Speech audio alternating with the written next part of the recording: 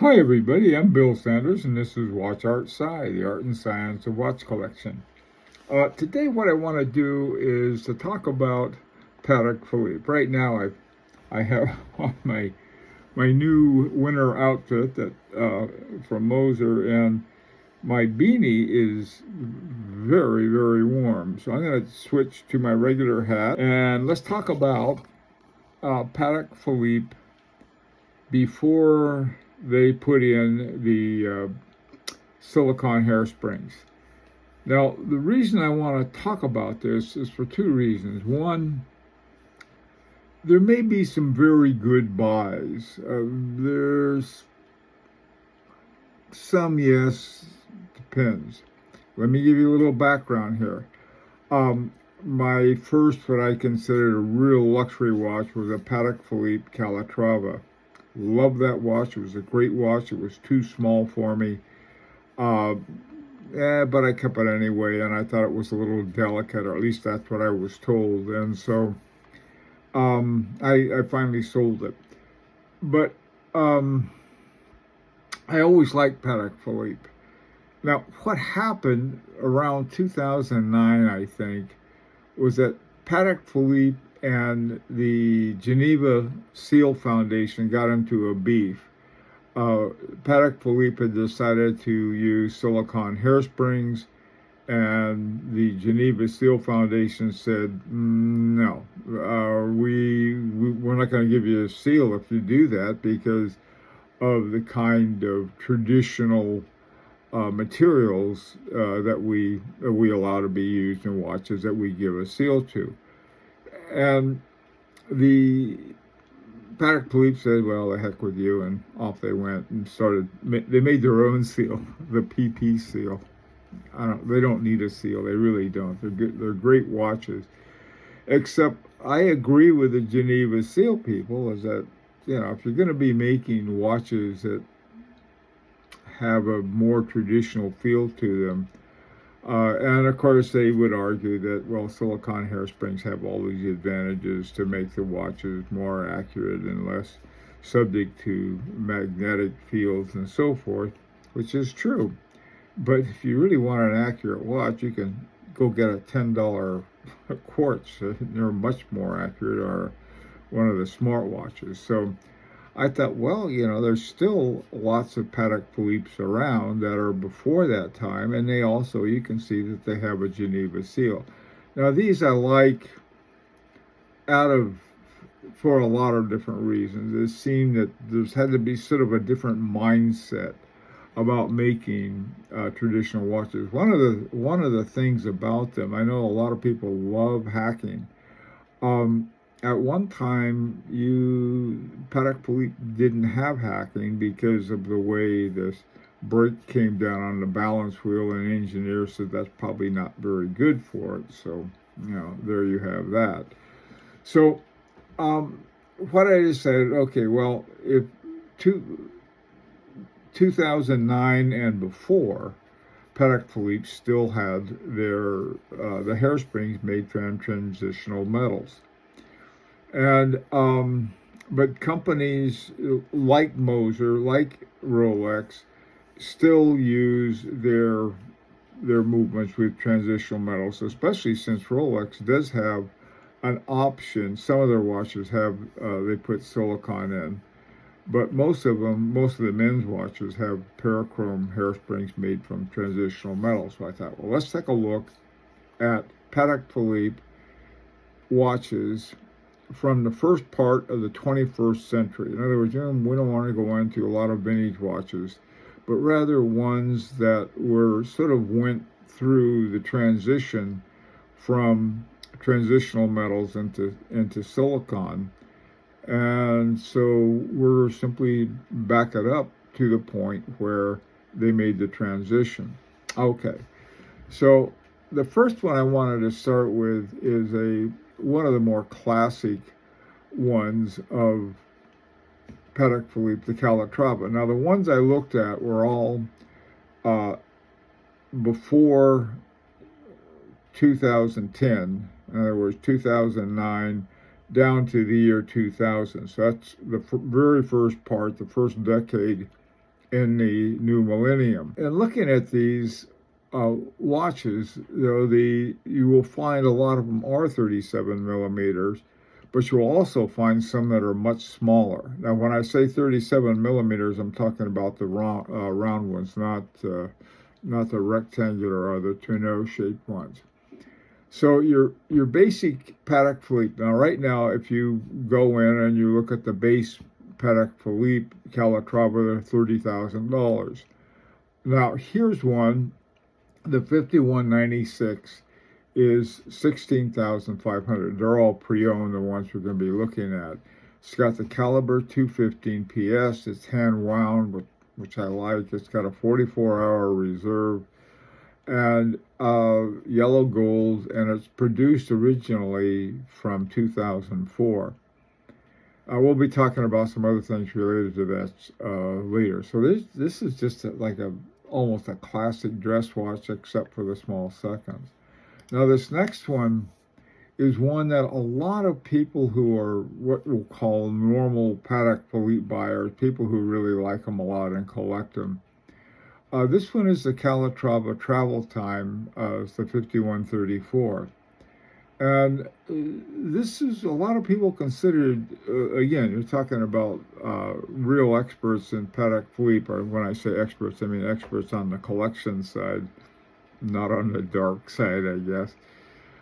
This one has, again, you see the caliber 215, but then it has a PS FUS 24H, or the 156. Again, it's manual wind for Hertz, 44 hours of service. The difference is it has a GMT. Up around 12 o'clock, you can see the little 24-hour, wherever time. You can set it to Greenwich Mean Time if you want to. Now, one of the things you have to do if you're looking at these watches from this era, especially ones that transition, you have to be able to identify the Geneva Seal. It looks different. The Patek Philippe seal is simply two P's next to each other. It's easy to identify. This company called Fagoro, they had one for about $18,000, $17,999.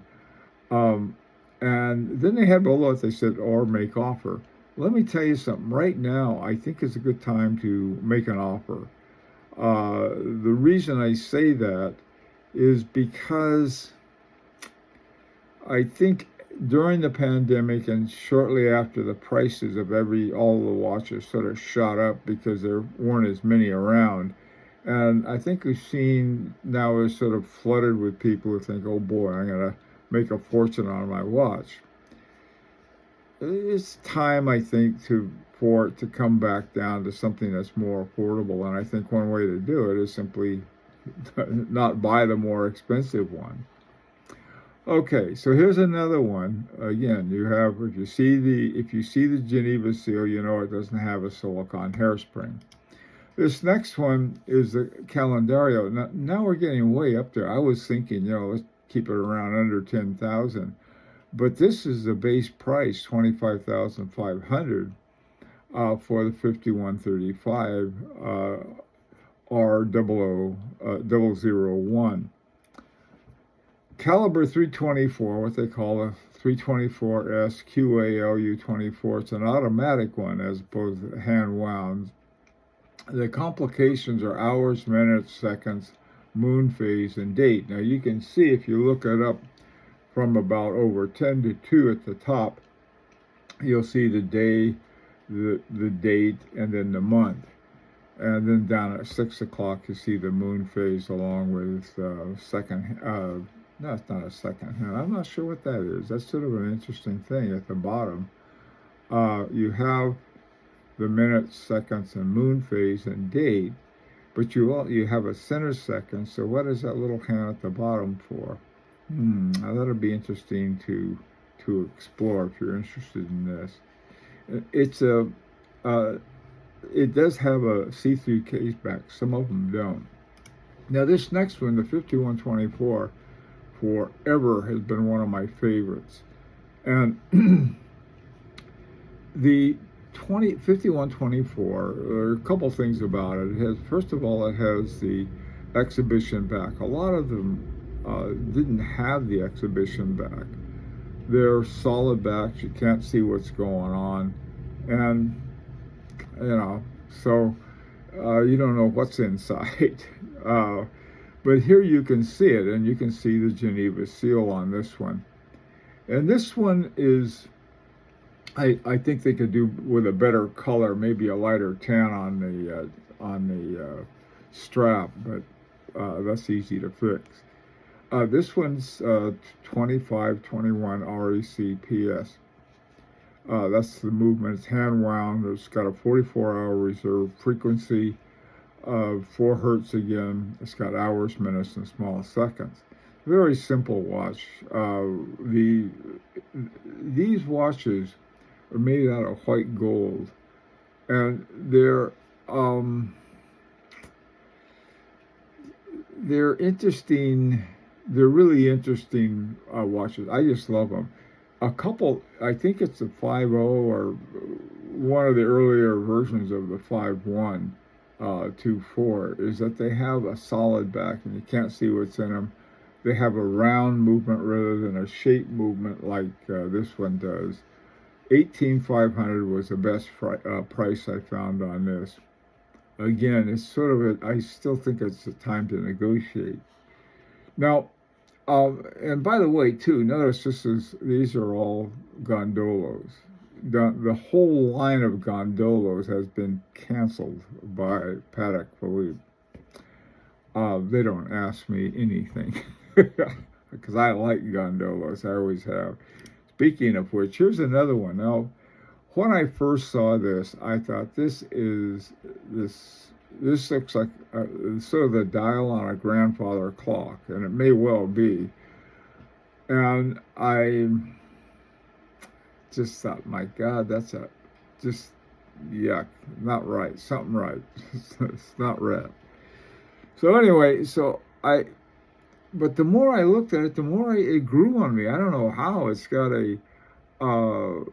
it's rose gold, 32 by 42 millimeters, so you can see it's very sort of thin and long. It's got exactly the same movement as the 5124, and it's a shape movement. This one came in 2003. Now they continued making it into the silicone hairspring era. So I think around 2010, I think, is when in this model and the other ones, they started putting in the silicone hairsprings and lost the Geneva Seal.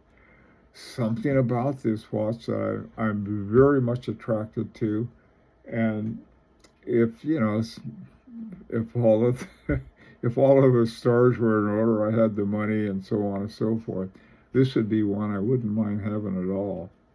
Who knows? Now, the final one is, and it's also another gondola, and like I said, this was another watch I didn't care for at all. I just didn't like it. And then I saw one that a guy had in his collection. I thought, this is a very cool watch.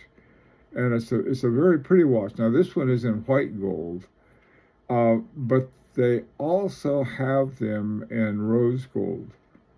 And the caliber 215 again, there's that caliber coming up again. It's got 44 hours, 4 hertz. It's got minutes, hours, and seconds. Now, this one I found for $12,500. Again, it was like I said, when I first saw this, I just thought, who designed that? But then the more I looked at it, and then I saw one that was in a guy's collection, I thought, boy, that's a neat watch. Okay, anyway, well, listen, I would very, very much like to hear of your opinion. The reason that I wanted to look at these was for 2 reasons. One is that it's a type of watch that you can negotiate the price with, and I think you can get it at a fairly good price. Now, $12,500 is no bargain basement deal by anybody's well, some people maybe, but not me. But still, it's not crazy that I could never afford it, over $20,000 or over $30,000, something like that. Anyway, this is an opportunity to subscribe if you'd like. And until next time, this is Bill Sanders for Watch Art Sci, the art and science of watch collection. Back to my beanie, going out in the cold. Take care.